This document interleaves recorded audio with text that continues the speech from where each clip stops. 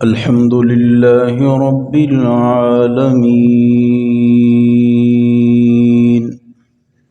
والصلاة والسلام على سيد الأنبياء والمرسلين.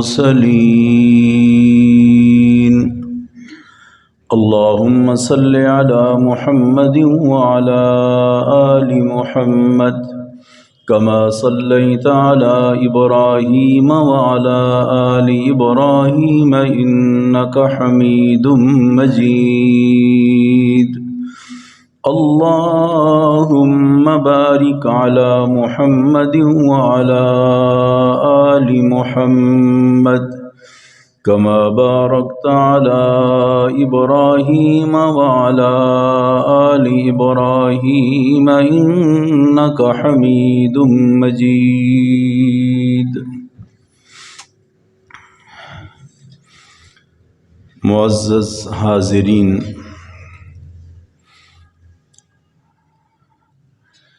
گزشتہ دو جمعۃ المبارک میں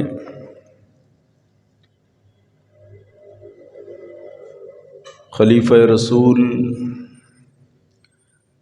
سیدنا ابو بکر صدیق رضی اللہ تعالی عنہ کے فضائل و مناقب، ان کے اعزازات پہ بات ہوئی. اسی مناسبت سے آج اس مختصر جمعہ کی نشست میں ایک عظیم صحابی جن کی نسبت بھی حضرت ابو بکر صدیق کے ساتھ لگتی ہے، مؤذن رسول مظلوم مکہ سیدنا بلال حبشی رضی اللہ تعالی عنہ. کیونکہ مشہور جو صحابہ کرام ہیں ان کی بات تو آپ سنتے رہتے ہیں، اور میری خواہش ہے کہ پورا جمعہ سیدنا بلال حبشی رضی اللہ تعالی عنہ کے شان اور ان کی عزت و آبرو، عظمت، مقام، اس پہ بات ہو، کیونکہ وہ ایک عظیم انسان تھے اور اللہ تعالیٰ نے ان کو بڑے اعزازات دیے. جتنا ظلم و ستم برداشت کیا، اللہ نے اس سے کئی گنا بڑھ کر ان کو انعامات سے نوازا. اور اس سے یہاں ہمیں ایک سبق بھی ملے گا کہ پیارے نبی کی غلامی یا دین اسلام پہ چلنا، وہاں اس کا معیار دولت نہیں ہے، معیار حسن نہیں ہے، معیار خاندان نہیں ہے، کنبہ قبیلہ نہیں ہے، علاقہ نہیں ہے، جگہ نہیں ہے. اس کا معیار ہے ایمان قبول کرنا اور پیارے نبی کی غلامی میں اپنے آپ کو قربان کر دینا. تو وہ جتنا بھی نیچے ہے، جتنا بھی آپ دیکھیں گے کہ ظاہری اعتبار سے، معاشرے کے اعتبار سے ان کو ظاہراً جتنا پست دیکھیں گے، اللہ اس کے رسول کے ہاں اسے اتنا بلند دیکھیں گے. اگر تقابل کریں تو ابو جہل مکہ کا پیدائشی، خانہ کعبہ کے قرب میں گھر، اور خاندان سب سے اعلیٰ، عہدہ اس کے پاس سرداری، حسن شعلے مارتا ہوا، معاشرے میں بڑی ویلی اور حیثیت، اس کے باوجود سرکار دو عالم صلی اللہ علیہ وسلم نے فرمایا میری امت کا فرعون ابو جہل ہے. آپ نے فرمایا یہ اس سے بھی بڑھ کر ہے. کیوں کہ جب وہ ہلاک ہو رہا تھا تو اس نے کہا تھا آمنت برب موسیٰ و ہارون، اب میں ایمان لاتا ہوں موسیٰ اور ہارون کے رب پر۔ لیکن یہ ایسا بدبخت تھا ابو جہل، گردن کٹ رہی تھی بدر میں، مارا جا رہا تھا، آخری وقت تھا، ابن مسعود اس کے سینے پہ چڑھے ہوئے تھے اور کہہ رہا تھا گردن ذرا اونچی کر کے کاٹنا تاکہ پتہ چلے سردار کی گردن۔ اب ذرا تصور کریں، آخری وقت تو یہ ہوتا ہے نا کہ انسان پچھتاوا ہوتا ہے، لیکن پھر بھی وہ اتنی بڑی بات کر رہا تھا۔ ادھر دیکھو، حبشے کا رہنے والا ہے، رنگ کا کالا ہے، آزادی کی نعمت بھی نہیں، غلام ہے، جیب بھی خالی ہے، خاندان بھی کوئی اتنا اعلیٰ نہیں ہے ظاہری اعتبار سے، معاشرے میں بھی کوئی ظاہری ویلیو حیثیت نہیں ہے، بکریوں کو چراتا ہے چند قرات پر، اس کے باوجود دیکھو کتنی اللہ نے عزت عطا فرمائی کہ زمین پہ چلتا ہے، جوتوں کی آواز جنت میں جا رہی ہے۔ کیا عزتیں! تو پیغام کیا ملتا ہے ہمیں کہ پیارے نبی کی غلامی میں آ جاؤ، اسلام میں پورے کے پورے داخل ہو جاؤ تو ساری دنیا آپ کے قدموں کے نیچے ہوگی۔ محمد کی غلامی ہے سند آزاد ہونے کی، خدا کے دامن توحید میں آباد ہونے کی۔ محمد کی غلامی دین حق کی شرط اول ہے، محمد کی غلامی دین حق کی شرط اول ہے، اگر اسی میں ہو خامی تو سب کچھ نامکمل ہے۔ اس لیے تو اقبال نے کہا تھا کہ محمد سے وفا تو نے تو ہم تیرے ہیں، کہ محمد سے وفا تو نے تو ہم تیرے ہیں، یہ جہاں چیز ہے کیا لوح و قلم تیرے ہیں۔ یہ کیا چیز تھی؟ غلامی رسول میں جب انسان آ جاتا ہے تو ساری دنیا اس کے قدموں میں آ جاتی ہے۔ تو اللہ تعالیٰ نے کیا اعزاز عطا فرمایا، کیا خوبیاں دیں حضرت بلال حبشی رضی اللہ تعالی عنہ کو۔ بلال نام تھا ان کا، والد کا نام تھا رباح، بلال بن رباح، اور والدہ کا نام تھا حمامہ، حضرت بلال کی والدہ حمامہ، اور حبشی خاندان سے، حبشہ سے تعلق رکھتے تھے، اس لیے حبشی کہتے تھے، اور حبشہ کی بھی بڑی نسبت ہے اسلام کے ساتھ، اس کا بڑا جوڑ ہے۔ صحابہ کرام نے 2 دفعہ ہجرت فرمائی حبشہ کی طرف، اور آپ صلی اللہ علیہ وسلم نے فرمایا وہاں چلے جاؤ، وہاں کا بادشاہ بڑا اچھا ہے، عادل ہے، اور اللہ نے نجاشی اسہمہ کو ایمان کی دولت سے بھی مالا مال فرمایا تھا۔ تو حبشہ والوں نے اسلام سے بڑا تعاون کیا، اور بڑی بہاریں وہاں سے اسلام کو ملی حبشہ سے۔ تو حضرت بلال حبشی رضی اللہ تعالی عنہ حبشہ سے، اور حبشہ ایسا علاقہ تھا، آپ صلی اللہ علیہ وسلم نے کیا فرمایا؟ آپ نے فرمایا عرب کی سرداری اللہ نے مجھے دی، یعنی خاندان کے اعتبار سے۔ آپ نے فرمایا روم کی سرداری اللہ نے ایمان میں صہیب رومی کو عطا فرمائی، اور فارس کی سرداری ایمان میں اللہ نے سلمان فارسی کو عطا فرمائی، اور حبشہ کی سرداری ایمان میں اللہ نے حضرت بلال حبشی کو عطا فرمائی۔ اللہ کے نبی سردار کہہ رہے ہیں، یعنی آپ ذرا تصور کریں، اور میں عرب کا میں سردار ہوں، فارس کا سلمان سردار ہے، روم کا صہیب سردار ہے، اور حبشے کا بلال سردار ہے، اور اس کی سرداری کا کیا کہنا۔ حضرت بلال رضی اللہ تعالی عنہ کی استقامت کو دیکھیں، اس کے ایمان کو دیکھیں، کیونکہ ایمان استقامت کے ساتھ ہے۔ اللہ والے لوگ کہتے ہیں کرامتیں 1000 ہوں، استقامت اس سے بھی بلند ہو جاتی ہے۔ کرامت تو اللہ کی طاقت ہوتی ہے، اللہ ظاہر فرما دیتا ہے، تو استقامت تو انسان کو خود اس پہ ڈٹنا پڑتا ہے، خود قربانی دینی پڑتی ہے۔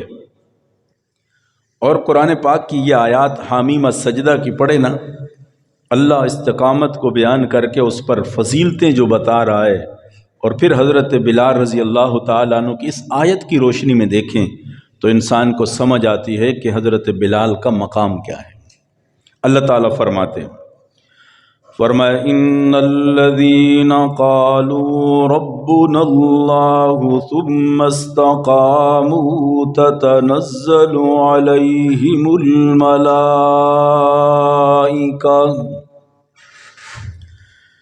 ان الذین قالوا ربنا اللہ، بے شک وہ لوگ جنہوں نے کہا ہمارا رب اللہ۔ حضرت بلال رضی اللہ تعالیٰ عنہ کا نعرہ بھی یہی تھا، ربی اللہ احد احد۔ اللہ فرماتے ہیں جس نے کہا ربنا اللہ، ہمارا رب اللہ ہے، ثم استقاموا، پھر اس پر ڈٹ گئے، پکے ہو گئے، ثابت قدم ہو گئے۔ شرط یہ ہے کہ ربنا اللہ کہنے کے بعد ثابت قدم ہو جانا، مضبوط ہو جانا۔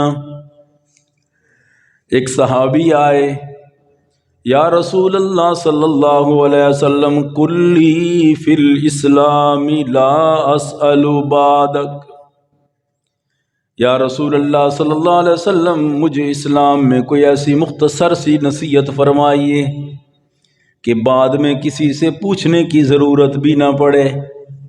تو آپ صلی اللہ علیہ وسلم نے فرمایا قل ربی اللہ ثم استقم، کہہ دے میرا رب اللہ ہے، پھر اس پر ڈٹ جا، مضبوط ہو جا۔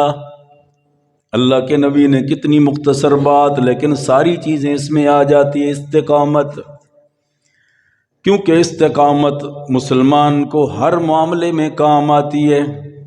اب آپ نے نماز پڑھنی ہے، پانی بڑا ٹھنڈا ہے، سردی بڑی شدید ہے، تو اب استقامت ہوگی تو آپ نماز پڑھ پائیں گے۔ استقامت ایسی نعمت ہے کہ جس مسلمان کو مل جائے، نہ سردی رکاوٹ بنتی ہے، نہ گرمی، نہ دھوپ، نہ سایہ، نہ آندھی، نہ طوفان یا بارشیں۔ یہی تو استقامت ہوتی ہے نا۔ انہوں نے نہ دیکھا، حضرت بلال حبشی رضی اللہ تعالیٰ عنہ نے نہ دیکھا۔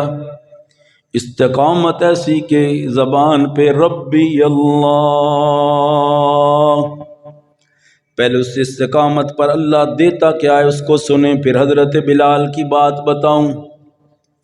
اللہ فرماتے ہیں جس نے کہا ہمارا رب اللہ، ثم استقاموا، پھر اس پر ڈٹ گئے، مضبوط ہو گئے، اللہ پھر انعام کیا دیتا ہے؟ اللہ فرماتے ہیں ادھر دنیا سے جانے لگتا ہے وہ بندہ جس کی زندگی استقامت کے ساتھ جڑی ہوتی ہے، حضرت بلال حبشی کی طرح۔ اعلان کیا ہوتا ہے؟ تتنزل علیہم الملائکہ، اللہ اس کے روح کو لینے کے لیے، استقبال کے لیے آسمان سے فرشتوں کو اتار دیتا ہے۔ ایک فرشتہ نہیں، ملک الموت، اللہ نے کہا ملائکہ، فرشتوں کی جماعت۔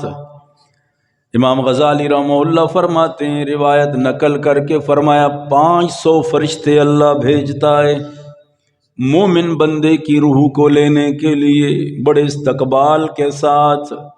اللہ فرماتے ہیں فرشتوں تم جاؤ، ہر فرشتہ نئی جنت کی خوشخبری سناتا ہے، اللہ تمہیں یہ دے گا، اللہ تمہیں یہ دے گا، کیونکہ ربنا اللہ ثم استقاموا، تم نے اپنی زندگی میں اللہ اور اس کے رسول کو سامنے رکھا، پیارے نبی کی غلامی کو مد نظر رکھا، اس میں کوئی لغزش نہ کی، تیرے قدم نہیں ڈگمگائے کسی موقع پر۔ اللہ فرماتے ہیں پہلا انعام جی تم موت کا ٹائم آئے گا، تتنزل علیہم الملائکہ، میرے فرشتوں کی جماعت تیرے پاس پہنچ جائے گی، اور وہ کیا خوشخبری سنائیں گے؟ کہیں گے اللہ تخافوا ولا تحزنوا، اے اللہ کے بندے اب خوف کرنے کی ضرورت نہیں، غم کرنے کی ضرورت نہیں، تیرے چہرے پر بھی ایسے آثار نہیں ہونے چاہیے کہ میں دنیا چھوڑ کے جا رہا ہوں۔ اللہ تخافوا ولا تحزنوا، تیرا دل کا پیالہ بھی غم سے لبریز نہیں ہونا چاہیے میرے بندے، خوشی خوشی اب میرے پاس آ جا، دیکھ میرے فرشتوں کی فوج جماعت تیرے استقبال کے لیے کھڑی ہے۔ کیا مقام ہے ایک مومن بندے کا، ایمان والے مستقیم استقامت والے کا۔ اللہ فرماتے ہیں فرشتے آ کے کہتے ہیں اللہ تخافوا ولا تحزنوا، غم نہ کر، پریشان نہ ہو، وہ تنہائی کی زندگی کی طرف جا رہا ہوں، سب کو چھوڑ چھاڑ کے جا رہا ہوں، ہنستے بستے گھر کو چھوڑ جا رہا ہوں، اولاد کنبہ قبیلہ سب کو چھوڑ کے جا رہا ہوں۔ اللہ فرماتے ہیں وہاں تو تنہا نہیں ہوگا، اب دیکھ دنیا چھوڑ کے جا رہا ہے تو یہ فرشتوں کی جماعت تیرے ساتھ کھڑی ہے استقبال کے لیے، اور تجھے کہہ رہے ہیں غم نہ کر، خوف نہ کر۔ پھر دوسرا انعام اللہ فرماتے ہیں وَأَبْشِرُوا بِالْجَنَّةِ، جنت کی خوشخبری سنا دو اے فرشتوں کی جماعت، جا کے اس اللہ کے بندے کو جو دنیا چھوڑ کے آ رہا ہے، ربنا اللہ ثم استقاموا، اسے خوشخبری سنا دو جنت کی جس کا تم سے وعدہ کیا گیا۔ اللہ نے وعدہ کیا تھا کہ میں جنت تمہیں ضرور دوں گا، دیکھو آج تمہارے سامنے ہے۔ یا اللہ اس میں کیا ہوگا؟ میں تو دوستوں کو چھوڑ کے آ رہا ہوں، میں تو ایک پورا حلقہ احباب کو چھوڑ کے آ رہا ہوں۔ اللہ فرماتے ہیں ذرا اس کو بتا دو نحن اولیاؤکم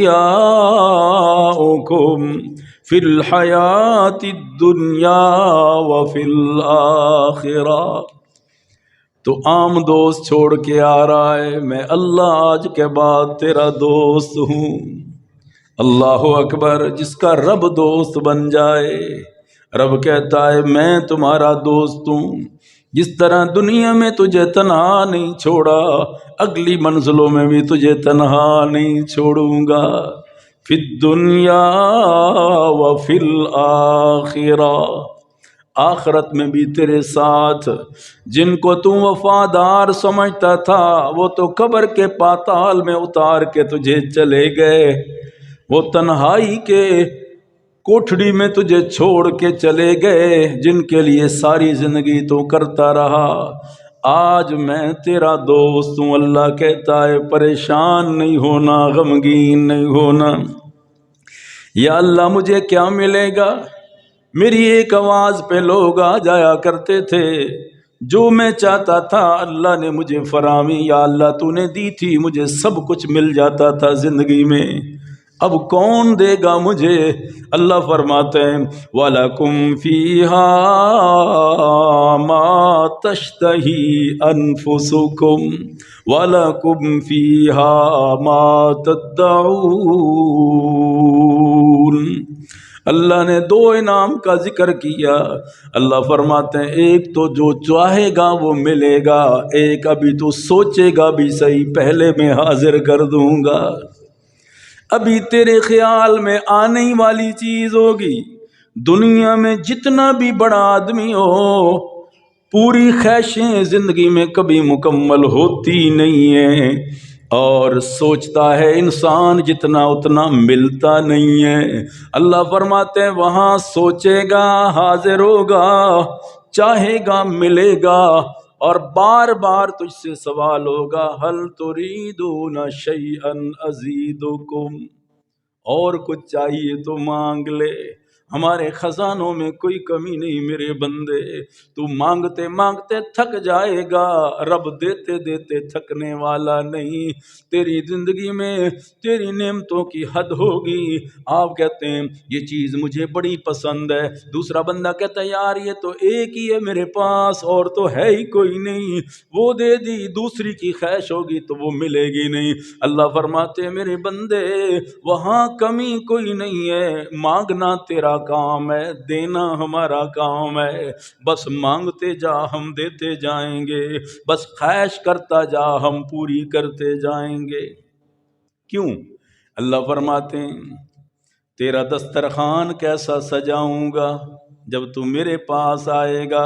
فرمایا نزولا من غفور الرحیم، نزولا من غفور الرحیم، وہ میزبان ہوگا تو مہمان ہوگا، کھلانے والا وہ ہوگا، بنانے والا وہ ہوگا، سجانے والا وہ ہوگا، کھانے والا تو ہوگا۔ نزولا من غفور الرحیم، جتنا کھائے گا جتنا مانگے گا اس کو غصہ نہیں آئے گا، کیونکہ وہ غفور الرحیم ہے۔ دے کے بھی میرے بندے خوش ہوگا تجھے اور دوں، اور کھائے تو اور استعمال کرے تو وہ خوش ہوگا، کیونکہ وہ غفور الرحیم ہے۔ وہاں سے یہ آواز نہیں لگا کہ اب بس کرو اور کچھ نہیں ہے، کہا نزولا من غفور الرحیم۔ پیارے نبی نے فرمایا مہمان اللہ ہوگا اور اس دسترخوان پہ آب خورے پڑے، سسٹم پورا موجود ہوگا، زنجبیل اور سلسبیل اور مختلف قسم کے مشروبات، معقولات، ہر چیز تیرے دسترخوان پہ موجود ہوگی۔ اور اللہ فرمائے گا جب پہلا لقمہ تو منہ میں ڈالے گا، حدیث پاک میں آتا ہے اللہ ساری زمینوں کی نعمتوں کا ذائقہ اس ایک لقمے میں رکھ دے گا۔ اللہ کہے گا میرے بندے وہ سارا ذائقہ تو تو نے ایک لقمے میں چکھ لیا۔ دنیا میں کتنی نعمتیں ہیں جو انسان پوری زندگی کھا نہیں سکتا، اللہ کے نعمتوں کو پورا کا پورا انسان کھا نہیں سکتا، لیکن اللہ فرماتا دنیا میں تو نے کھایا یا نہیں کھایا تھا، رہ گیا تھا، وہاں تک پہنچ نہیں سکا تھا، لیکن جنت کے پہلے لقموں میں دنیا کی ساری نعمتوں کے مزے تمہیں چکھا دوں گا، اور میری طرف سے اعلان ہوگا میرے بندے اب مانگ، کیا مانگنا چاہتا ہے؟ دنیا کی ساری نعمتوں کا ذائقہ تو تیرے لقمے میں نے رکھ دیا۔ یہ ہے نزولا من غفور الرحیم۔ اللہ فرماتے میرے بندے میری مہمانی کیسی ہوگی؟ پانی پیے گا، فرشتے کھڑے ہوں گے، غلمان ہوں گے اور پیارا پانی مشروب لے کے کھڑے ہوں گے۔ پیارے نبی نے فرمایا خوش قسمت کوئی ایسے بھی ہوں گے جنہوں نے زندگی میں اللہ کو اتنا خوش کیا ہوگا، اللہ خود اعلان کرے گا غلمان پیچھے ہٹ جاؤ، فرشتے پیچھے ہٹ جاؤ، وَسَقَاهُمْ رَبُّهُمْ شَرَابًا طَهُورًا، آج پیچھے ہٹ جاؤ، میں اللہ خود اپنے بندوں کو پانی پلانا چاہتا ہوں، میں اللہ خود مشروب پلانا چاہتا ہوں، کیا اعزاز ہوگا۔ تو اللہ فرماتے ہیں ان الذین قالوا ربنا اللہ، جس نے کہا ہمارا رب اللہ، پھر اس پر مضبوط ہو گیا، ڈٹ گیا ربی اللہ۔ تو حضرت بلال حبشی رضی اللہ تعالی عنہ پہ اس آیت کو ذرا فٹ کریں، انہوں نے یہی کہا تھا ربی اللہ احد احد، بار بار یہی کہتے ہیں میرا رب اللہ ہے، وہ احد ہے، اکیلا ہے، اس لیے اس کو میں چھوڑ نہیں سکتا۔ تو حضرت بلال رضی اللہ تعالی عنہ ذرا دیکھیں اللہ نے ان کو شان اور عظمت کیا عطا فرمائی، سبحان اللہ کیا شان ہے۔ حضرت بلال رضی اللہ تعالیٰ عنہ ایک ظاہراً عام قسم کا بندہ، چرواہا قسم کا بندہ، غلام قسم کا بندہ، لیکن آپ صلی اللہ علیہ وسلم ذرا تصور کریں، اللہ کے نبی کیونکہ ہیروں کو جانتے تھے اور پہچانتے تھے، آپ جیسا دانا کون ہوگا کائنات میں، آپ جیسا ذہین و فتین و متین کون ہوگا کائنات میں۔ میرے نبی کی نظر پڑی بلال پر، ایک دن بکریاں چرا رہا تھا، حضرت ابوبکر صدیق رضی اللہ تعالیٰ عنہ حضرت بلال کے ساتھ، حضرت ابوبکر صدیق بھی اللہ کے نبی کے ساتھ ہیں، اللہ کے نبی قریب چلے گئے، یا بلال، اے بلال، حضرت بلال متوجہ ہوئے اور اللہ کے نبی کو دیکھنے لگے۔ حضرت بلال فرمایا کرتے تھے کہ میں نے جب پہلی دفعہ آپ کو اس انداز میں دیکھا، کیونکہ میں حبشہ سے رہنے تعلق رکھنے والا غلام تھا، بکتا بکاتا یہاں مکہ میں پہنچ گیا، میں کسی کو جانتا نہیں تھا، زیادہ میرا تعارف نہیں تھا، صبح نکلتا تھا بکریاں لے کر امیہ کی سرداروں کی، شام کو آتا، میں کسی کو جانتا پہچانتا نہ تھا۔ جب اللہ کے نبی حضرت ابوبکر صدیق کے ساتھ آئے باہر پہاڑی کے پاس جہاں میں بکریاں چرا رہا تھا، تو اللہ کے نبی نے جو ہی مجھے کہا یا بلال، بس اتنا کہنا تھا، میں نے مڑ کے دیکھا پیارے نبی کے چہرے کو، حضرت بلال فرماتے ہیں مجھے ایسی مٹھاس والی آواز اور ایسا اعلیٰ چہرہ محسوس ہوا کہ مجھ سے جو مانگے میں اسے عطا کر دوں۔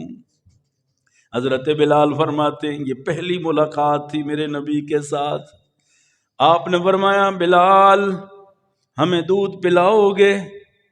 حضرت بلال کے ایمان لانے کے دو واقع سبب بنے، سیرت بلال رضی اللہ تعالیٰ عنہ پہ بات کر رہے ہیں، حضرت بلال کے ایمان کے دو واقع سبب بنے، ایک یہی اللہ کے نبی نے فرمایا بلال دودھ ہمیں بھی پلاؤ گے؟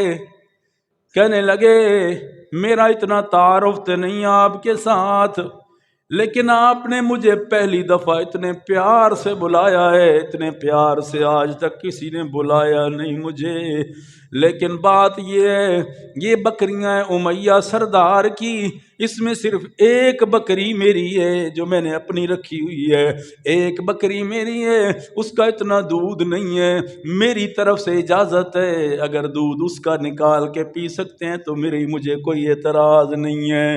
تو اللہ کے نبی قریب آئے، جیسے معبد کی بکری کو میرے نبی نے ہاتھ پھیرا تھا، حضرت بلال کی بکری کو بھی میرے نبی نے ہاتھ پھیرا اور دودھ نکالا۔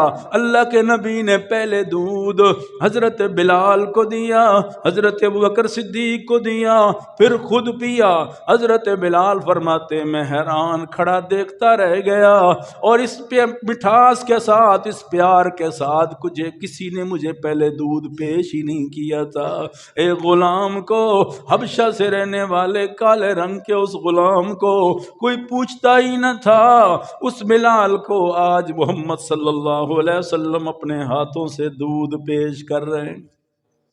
حضرت بلال فرماتے میں بڑا متاثر ہوا، اور ایک دن مجھے بڑا بخار تھا، سردی سے ٹھٹر رہا تھا، بخار کی وجہ سے اللہ کے نبی کا گزر وہیں سے ہوتا، آپ صلی اللہ علیہ وسلم نے مجھے دیکھا تو آپ نے چادر اوپر ڈالی اور پوچھا بلال کسی چیز کی ضرورت ہو تو میں آپ کے لیے دوائی لے کے آتا ہوں، جو علاج کرنا ہے میں آپ کے ساتھ ہوں۔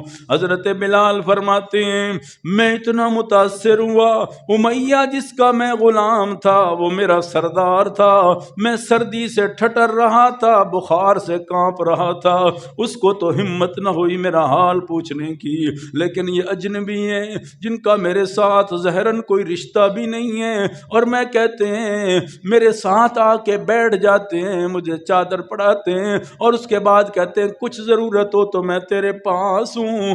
بس حضرت بلال فرماتے ہیں دو واقعات نے مجھے ایسے متاثر کیا، اللہ کے نبی جانے لگے، میں نے کہا یا رسول اللہ اپنا تعارف تو کروایا آپ کون ہیں؟ اللہ کے نبی نے فرمایا میں اللہ کا رسول ہوں، میں دنیا کو ہدایت کا پیغام دینے آیا ہوں، جنت کا راستہ دکھانے آیا ہوں۔ حضرت بلال فرماتے ہیں بس اللہ کے نبی کے یہ جملے کہنے تھے، میری زبان پہ اشہد اللہ الہ الا اللہ واشہد ان محمدا عبدہ ورسولہ۔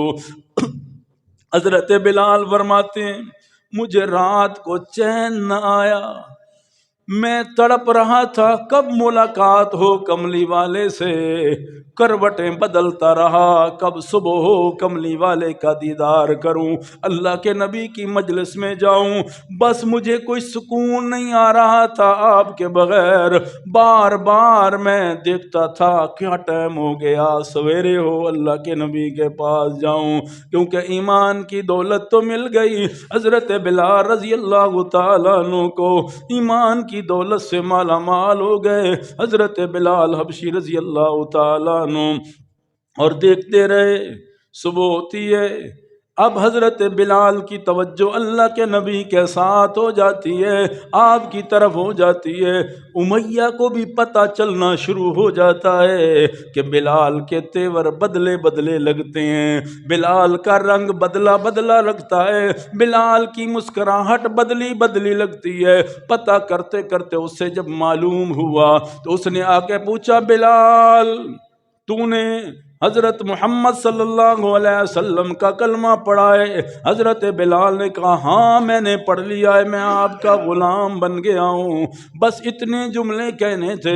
اس نے کہا ٹھیک ہے، غصے میں آ گیا اور باقی جو اس کے دوست سے ان سے مشورہ کر کے کہتا ہے اب بتاؤ میں کیا کروں، اب تو غلام بھی بگڑنے لگے، یہ بھی آخری نبی کا کلمہ پڑھنے لگے، اس طرح رہا تو پھر سارے غلام ہمارے کام کرنے والا بھی کوئی نہیں رہے گا، ہمارا غلام بھی پھر کوئی نہیں رہے گا، سبق سکھانا ہوگا ان کو، سزا دینی ہوگی ان کو، عبرتناک سزا دینی پڑے گی تاکہ کوئی پھر غلام ہمارا ادھر نہ جائے۔ حضرت بلال کے بارے میں انہوں نے فیصلہ کر لیا جتنا ہو سکتا ہے ان کو ستاؤ، ظلم و ستم کرو۔ اس ظالم امیہ نے کہا ٹھیک ہے، کچھ بندوں کو اور ساتھ ملا لیا، سخت سے سخت کام لو، دن کو بکریاں چرانا اور پھر کام بڑھاتے بڑھاتے رات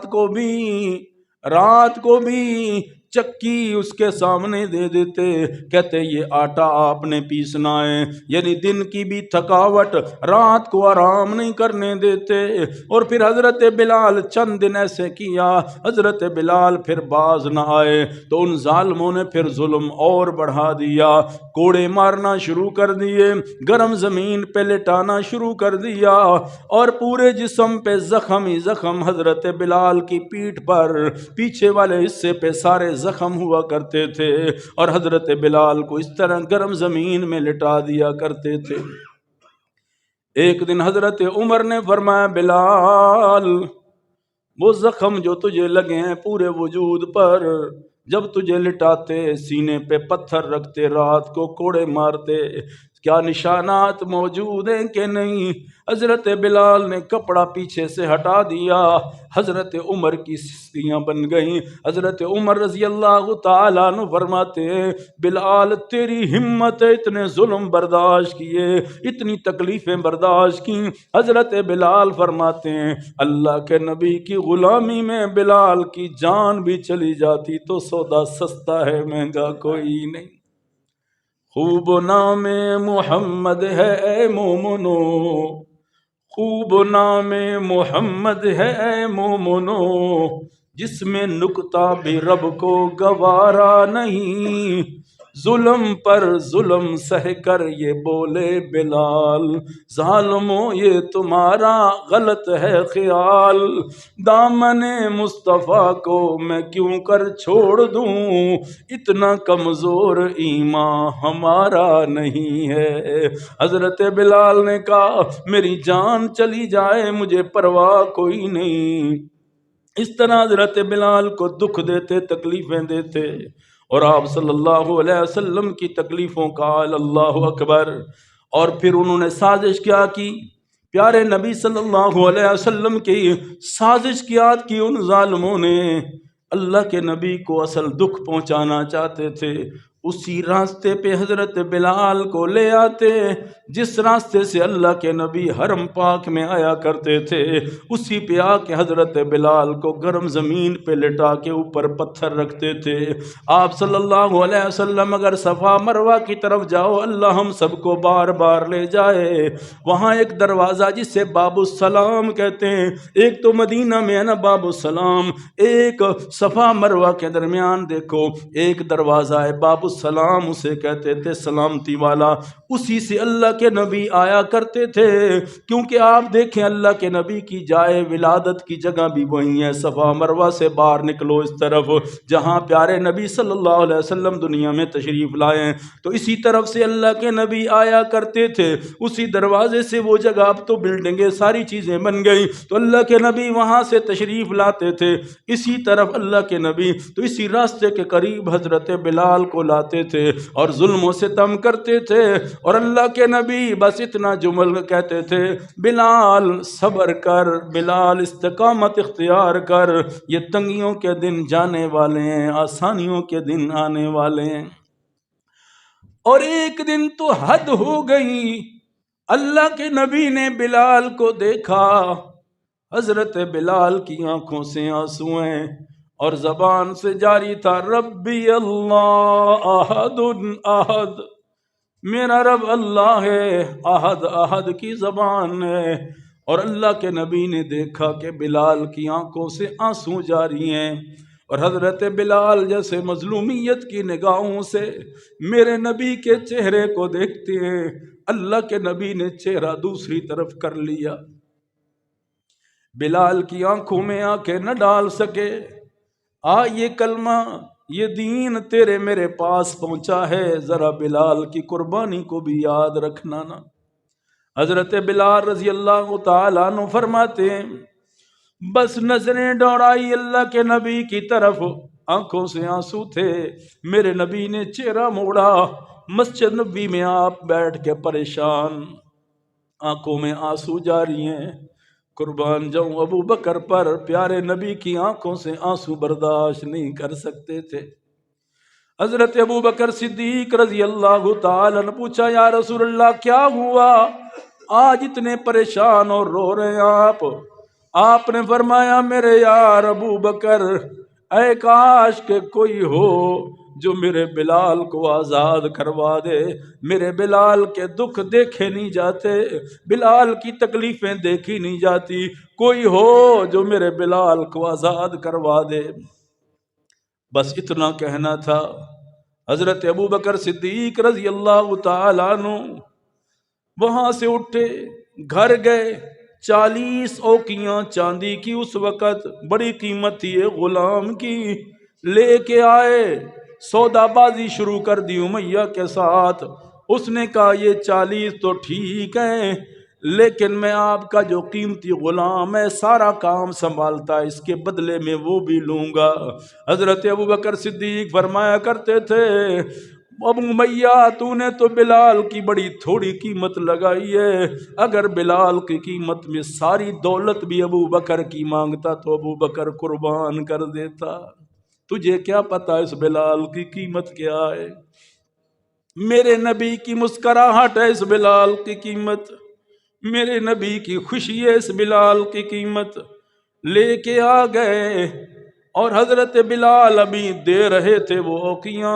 سنو ابو بکر کا جگرا بھی. حضرت ابو بکر صدیق نے کہا، یا رسول، یہ نہیں، اللہ کے نبی کے پاس پہلے نہیں لے آئے، وہیں کھڑے کھڑے حضرت ابو بکر صدیق نے فرمایا، بلال میری طرف سے آپ غلام نہیں ہیں، بلکہ ابو بکر صدیق تمہیں آزاد کرتا ہے.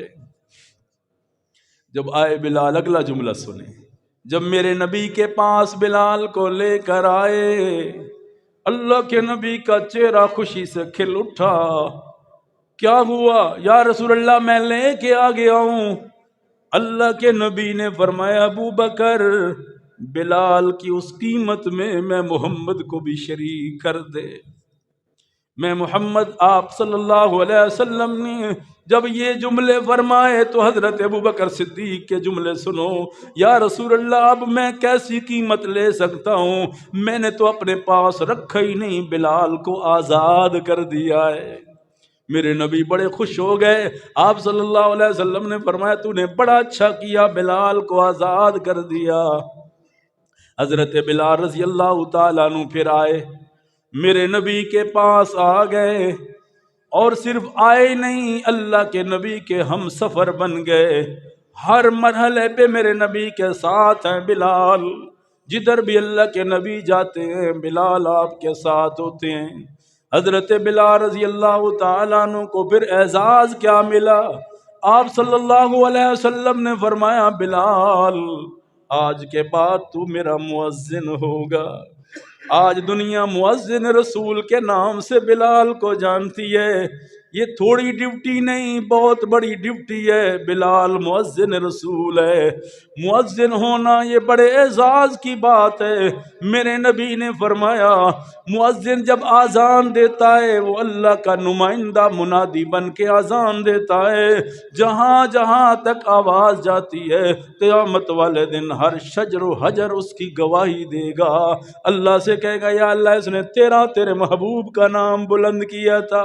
پیارے نبی نے فرمایا جو 7 سال تک اذان دیتا ہے، 7 سال تک اذان دیتا ہے اللہ کے گھر میں، میرے نبی نے فرمایا اللہ اسے جنت کا پروانہ دے دیتا ہے۔ جو 12 سال اذان دیتا ہے اللہ اسے جہنم سے بری فرما دیتا ہے۔ لیکن بلال کی اذان پہ قربان جاؤں، بلال کی 3 اذانیں ایسی ہیں کہ اللہ اکبر، حضرت بلال نے دنیا کو بھی رلا دیا اور حیران کر دیا۔ اللہ اکبر، پہلی اذان فتح مکہ کے موقع پر میرے نبی نے فرمایا تھا بلال 10,000 صحابہ کا لشکر ساتھ ہے، میرے نبی فاتح بن کے مکہ میں آئے، آپ نے فرمایا بلال اذان دو۔ حضرت بلال اذان کے لیے کھڑے ہوئے، میرے نبی نے فرمایا نہیں بلال آج اذان نیچے کھڑے ہو کے نہیں دینی، بلکہ اللہ کے گھر خانہ کعبہ کی چھت پہ کھڑے ہو کے اذان دینی ہے۔ یہ اعزاز بھی حضرت بلال کے پاس ہے۔ سرداران مکہ کہنے لگے دیکھو غلاموں کو کتنا اونچا کر دیا، خانہ کعبہ کی چھت پہ کھڑے بلال۔ یہ پہلی اذان بلال کی جو بڑی معناز اذان تھی، اور دوسری اذان حضرت بلال کی جب اللہ کے نبی دنیا سے تشریف لے گئے تو حضرت بلال محبت رسول میں مدینہ چھوڑ کے چلے گئے، اور آپ صلی اللہ علیہ وسلم کی محبت میں مدینہ چھوڑ کے چلے گئے۔ چند سال گزر گئے، خواب ملتا ہے اللہ کے نبی کی زیارت ہوتی ہے، سویرے سویرے پہنچ جاتے مدینہ منورہ۔ حضرت بلال جب مدینہ آتے ہیں سارے مدینہ کے لوگ اکٹھے ہو جاتے ہیں، وہ دیکھو مؤذن رسول آ گیا، وہ دیکھو مؤذن رسول آ گیا۔ محبتیں دیکھو، حضرت عمر نے حضرت بلال کا نام کبھی نہیں لیا تھا، حضرت عمر ہمیشہ کہتے سیدی سیدی میرے سردار بلال۔ آپ ذرا تصور کریں، میرے سردار بلال، وہ میرے سردار بلال آ گئے۔ صحابہ کہنے لگے مؤذن رسول بلال آ گیا، اے کاش بلال کو ہم دیکھ چکے، اے کاش کملی والے کی بھی زیارت ہمیں ہو جاتی۔ حضرت بلال کو دیکھ کے سارے مدینہ والے جمع ہو گئے، ہر طرف سے فرمائش آنے لگی کہ بلال آذان دے، بلال آذان دے۔ حضرت بلال کہتے نہیں یہ مجھ سے نہیں ہو سکے گا۔ حضرت عمر خلیفہ ہے، کہنے لگے بلال سے کہو آذان سنا دے۔ حضرت عمر کہتے نہیں میرا سردار ہے، حکم دے سکتا ہوں، میں خلیفہ ہوں، امیر ہوں، لیکن حکم نہیں دوں گا بلال کو۔ ایک راستہ بتاتا ہوں، بلال انکار نہیں کر سکے گا۔ راستہ کیا ہے؟ جاؤ شہزادوں کو لے کے آؤ، حسن و حسین کو لے کے آؤ، وہ بلال سے کہیں تو وہ انکار نہیں کر سکیں گے۔ حضرت صحابہ آئے حسن و حسین کے پاس، اے نبی کے نواسو آؤ بلال سے آج سفارش کر دو، آج تمہارے نانے والی وہ آذان تو سنا دے۔ حضرت نواسی آئے حضرت بلال کے پاس، پہلے سنت مصطفیٰ کو زندہ کرتے ہوئے حضرت بلال نے بوسہ دیا حضرت حسن حسین کو، فرمایا میں نے ان آنکھوں سے کملی والے کو بوسے دیتے ہوئے دیکھا ہے، اس لیے چوم رہا ہوں تجھے، بیٹو بتاؤ کیا کہنا چاہتے ہو؟ کہنے لگے آج ہمیں نانے والی آذان تو سنا دے۔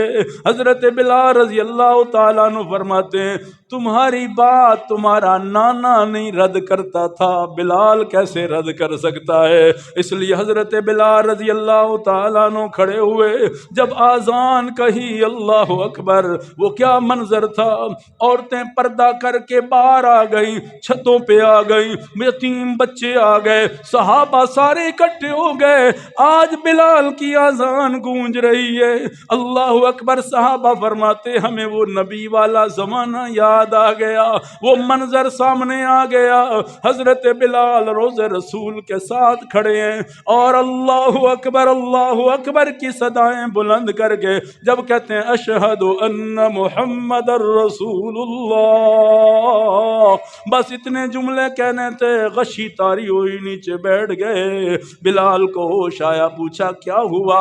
فرمایا آج مجھے وہ منظر یاد آ گیا، جب میں اشہد ان محمد الرسول اللہ کہتا تو میرے نبی کا چہرہ میرے سامنے ہوتا تھا، گواہی مل جاتی تھی، مسکراہٹ مل جاتی تھی۔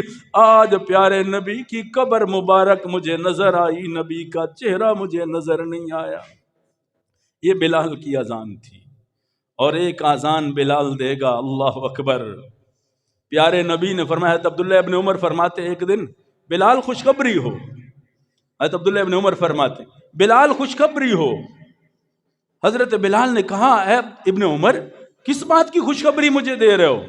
فرمایا میں نے اللہ کے نبی سے سنا ہے کل قیامت والے دن بلال اونٹنی پہ سوار ہوگا جس کے پاؤں سونے کے ہوں گے، اس کے ہاتھ میں مؤذنین کا جھنڈا ہوگا، اور بلال اس انداز میں جنت میں جائے گا، اور حضرت بلال اس وقت کہے گا اشہد ان لا الہ الا اللہ اشہد ان محمد الرسول اللہ، سارا حشر کا میدان جھوم جائے گا اور کہیں گے صدقت یا بلال، صدقت یا بلال، بلال تو نے سچ کہا، بلال تو نے سچ کہا۔